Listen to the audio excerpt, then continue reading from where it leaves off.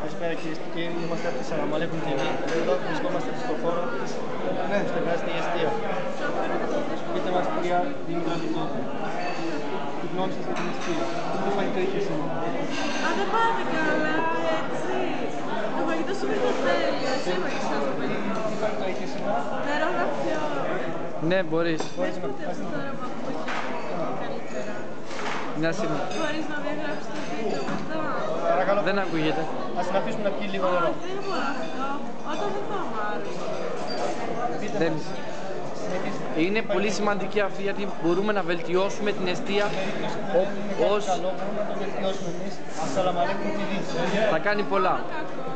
Είναι να πηγαίνει πατζάρι. Πατζάρι, Θα, βέβαια. θα το βελτιώσουμε αυτό να δούμε μόνο τοματοσαλάτα. Ναι, ναι. Αου. Τα γκέρ, τα Έχουμε γκέρ, έναν άλλο φίλο. τα ζουζ τελιμέ.